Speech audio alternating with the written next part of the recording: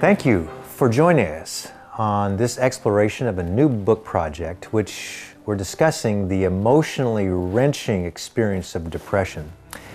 We both found in our private practices as well as our seminars on depression that most Christians feel ashamed if they are depressed, and they have this idea that God will no longer be able to use them for His kingdom. They have the mistaken belief that all Christians must be happy and contented all the time, and if not, it is evidence of a lack in faith and trust in God. You know, Greg, you're absolutely right. And as a clinician, I ache for those believers who falsely condemn themselves for their struggles with depression. In effect, they end up becoming even more depressed, in fact, even being depressed about being depressed. And as a result, they struggle with their misbeliefs about God and about themselves. There's good news, though, that all of this begins to change when they realize, perhaps for the first time, that most of God's servants suffered depression.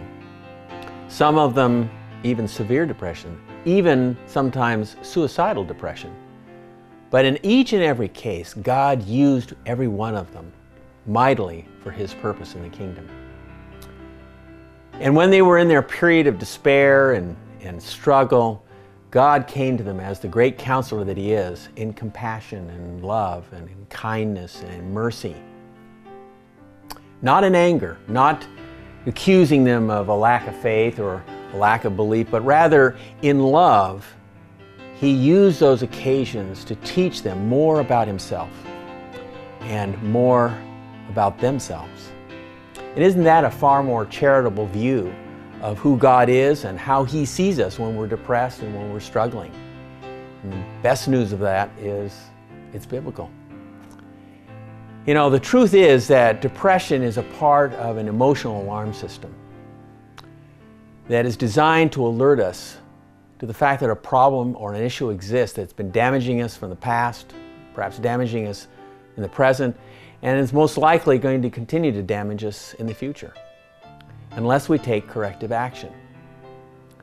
And that's the point, that depression is not the problem, but rather it points to the problem. In other words, depression is simply a messenger, similar to what pain is to the physical body. It's a painful message, but crucially important if we want to change our lives. So depression, as paradoxical as this may sound and as odd as that may seem, depression is really your ally. It's not your enemy.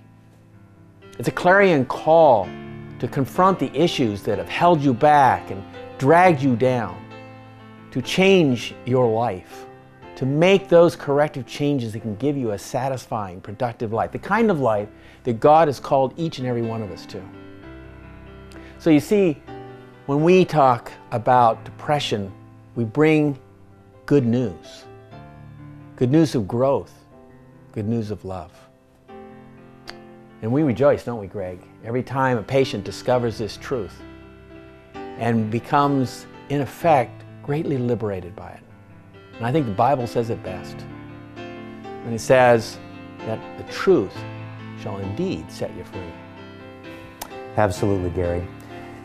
And just to see what happens in believers' lives as they take a new trajectory, because now they are able to see depression through the prism of their faith as an ally, not as the enemy.